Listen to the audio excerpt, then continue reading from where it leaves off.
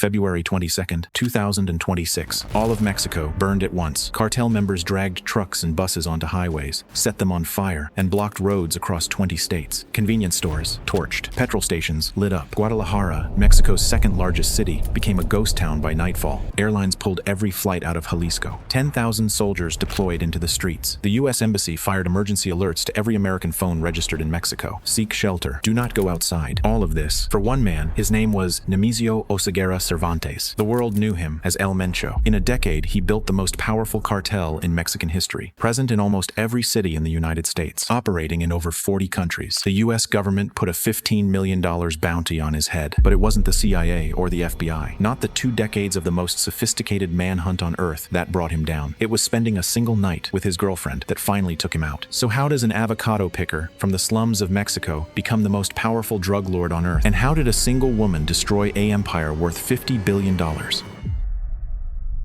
El Mencho was born in Tierra Caliente in 1966, a place so poor and so remote that most people who grew up there never left. The land is fertile, avocado farming, lime growing, fishing, all legitimate. But none of it paid enough. So generation after generation, young men from these towns got pulled into the only other work available, moving cocaine across states, guarding marijuana fields in the hills. The drug trade didn't replace farming in Tierra Caliente. It just paid what farming never could. El Mencho's father picked avocados. His family had no money, not struggling money, nothing money. El Mencho left school in 5th grade. The work available to a boy with no education in Tierra Caliente in the early 1980s came down to farming, fishing, or the other thing. The thing that paid 10 times more and asked no questions. He chose the other thing. By 14, he was already guarding on fields in the hills above his town, not running anything, just a boy with a job that paid and a front row seat to how the whole operation worked, who moved the product, who collected the money. That kind of work doesn't come with a salary. It comes with a cut, a debt, and an education no school in Mexico teaches. By his early 20s, he was moving drug loads across state lines. Then he made a decision almost nobody in his position should have made. He crossed the border and went to California. El Mencho crossed into the United States sometime in the late 1980s. He settled in Gonzales, California, a small farming town in Monterey County, with a population under 10,000, the kind of place where undocumented Mexican workers could disappear into the labor force, and nobody asked too many questions. He picked crops, the same work his father did, the same work he had crossed an entire border to escape. But California wasn't just a farmland. Mexican trafficking networks were already operating through towns exactly like Gonzales. El Mencho knew what that looked like. He had grown up watching it. He didn't stay in the fields long. By the early 1990s, he was working for the Milenio Cartel, a trafficking organization with deep roots in Jalisco, Mexico. They needed people on the American side, people who spoke Spanish, knew how things worked, and didn't panic under pressure. El Mencho was all three.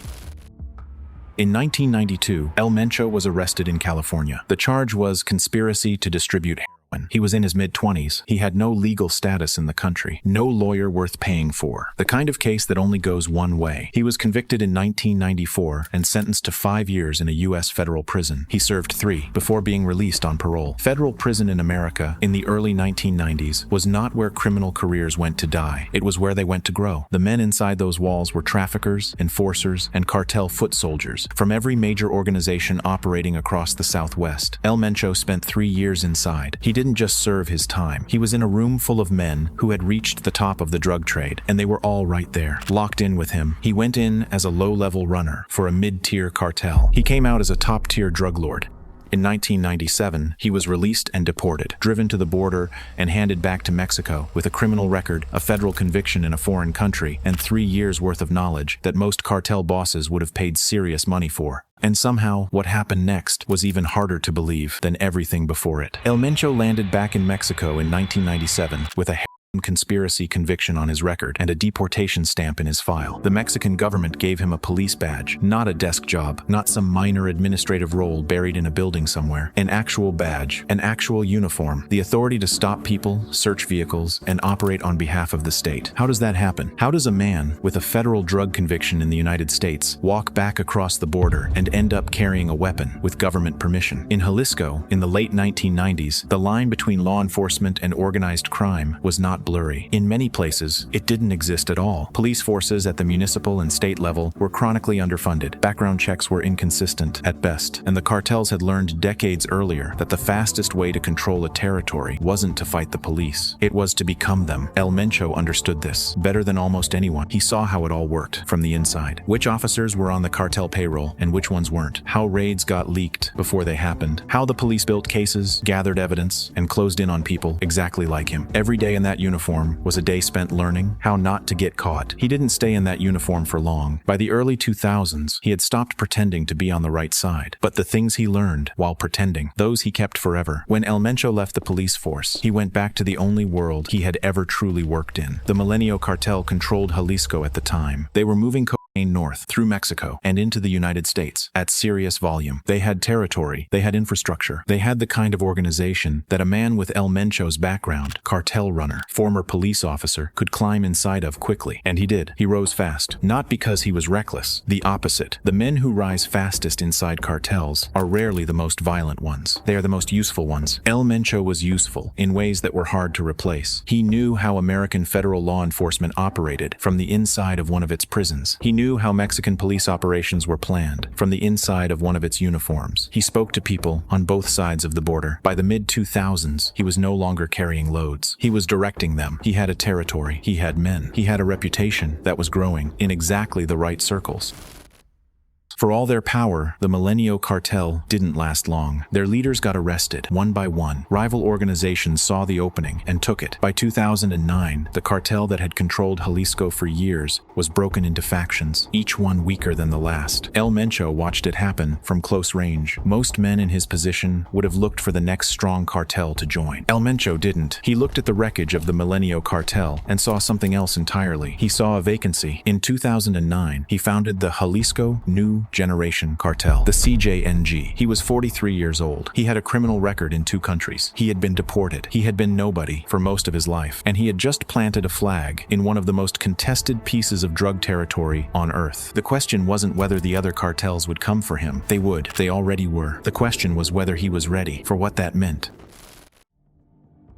The Sinaloa cartel noticed the CJNG immediately. At the time, Sinaloa was the most powerful drug organization on Earth. They controlled more Mexican territory than any rival. Their boss, Joaquin El Chapo Guzman, was the most famous cartel leader alive. They had been running Jalisco through proxy groups for years. A new cartel planting a flag in their territory was not something they were going to ignore. They sent people to deal with it. El Mencho sent people back. Bodies dumped on highways in broad daylight. Executions filmed and posted online for the whole country to see. Violence wasn't just a tool for the CJNG. It was how they showed the world who was in charge. El Mencho didn't just hold his ground. He pushed forward. In 2011, his cartel ambushed and killed 35 members of the Los Zetas cartel in Veracruz. He wasn't hiding. He wasn't being careful. He was announcing. The Sinaloa cartel had taken decades to build that kind of fear. El Mencho did it in 2 years. By 2013, the CJNG was no longer just a Jalisco problem. Mexican federal authorities formally designated it as one of the most dangerous criminal organizations in the country. Surveillance teams, task forces, every resource the Mexican government had was now pointed at El Mencho. None of it slowed him down. The CJNG was built differently from the cartels that came before it. Older organizations like the Sinaloa cartel had grown slowly over decades, expanding route by route, state by state. El Mencho didn't wait. He moved faster and he moved everywhere at once. Local criminal groups across Mexico were given a choice. Align with the CJNG, use the name, pay a cut, follow the rules, or don't. The ones that didn't were dealt with the same way the Sinaloa proxies had been dealt with in Jalisco. Most of them aligned. Within 3 years of its founding, the CJNG had a presence in more than 20 Mexican states. The fentanyl operation alone changed everything. While other cartels were still focused on cocaine and heroin, El Mencho saw what fentanyl was about to become in the United States. A synthetic drug, cheap to produce, devastating in effect. No poppy fields needed, no coca plants, just chemicals, labs, and distribution. By 2015, the CJNG was the fastest growing cartel in Mexican history. On the 1st of May 2015, the Mexican military launched a major operation in Jalisco. It wasn't a small raid, it was a coordinated assault involving ground ground troops, federal police, and military helicopters. The target was El Mencho. Intelligence suggested he was in the area. The operation was designed to pin him down and pull him out. On the ground, cartel gunmen were already waiting. They hit the military convoy hard, vehicles destroyed, soldiers killed and wounded before the army even had time to regroup. Then one of El Mencho's men raised a RPG and fired.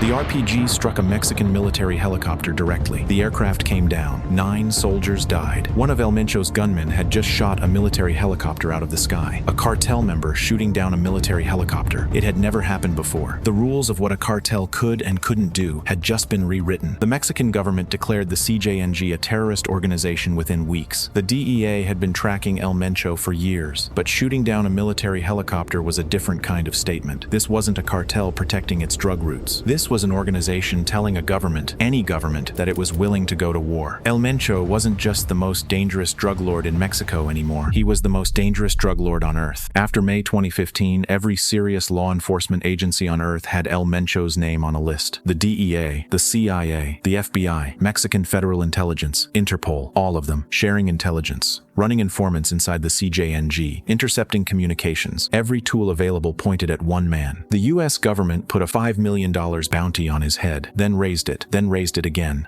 By December 2024, it sat at $15 million, yet they found nothing. Not nothing as in no leads. Nothing as in every lead led them to a dead end. Every location turned up empty. Every informant either didn't know where he was or ended up dead before they could say anything. El Mencho had learned one thing above everything else. The ones who lasted longest weren't the ones with the biggest armies. They were the ones who understood that the most dangerous thing a man in his position could do was be seen. So he vanished, like he was never there at all. No public appearances, no photographs, no phone calls on traceable lines. The DEA had thousands of hours of intercepted CJNG communications, and El Mencho's voice was almost never on them. He communicated through trusted intermediaries, face to face, in locations that changed constantly. His own cartel members, soldiers who had worked for the CJNG for years, had never seen his face. Think about that. Men who collected a wage from him every week. Men who would die for him, and did. Men who had never once been in the same room as him and didn't expect to be. He wasn't running a cartel. He was running a ghost operation with a $50 billion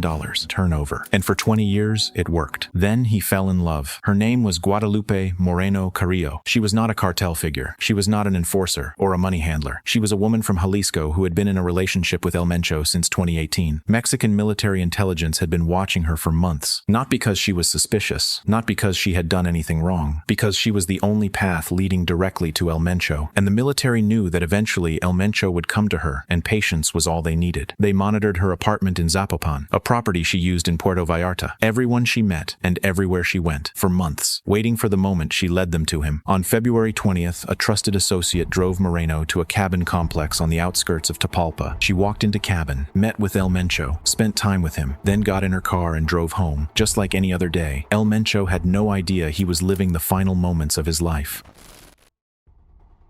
February 22, 2026. Before dawn, Tapalpa, Jalisco. Military intelligence had spent 2 days confirming the location. Special forces confirmed El Mencho was still inside the complex. They began planning the operation on the 21st. Ground forces moved in quietly, a perimeter around the cabin complex in the dark, closing in from every side. El Mencho's men opened fire the moment they saw the soldiers. CJNG soldiers came out with high-caliber weapons and held the military back, buying El Mencho the only thing that mattered in that moment. Time to run. He ran on foot into the wooded hills surrounding Tapalpa. Special forces followed him in. A second gunfight broke out in the woods. This time, El Mencho was hit. His bodyguards went down one by one, until it was just him. He was found hiding in bushes on a hillside, bleeding, alone, with nowhere left for him to run. The plan had been to take him alive, but El Mencho was critically wounded. He was loaded onto a helicopter bound for Mexico City, but he never made it.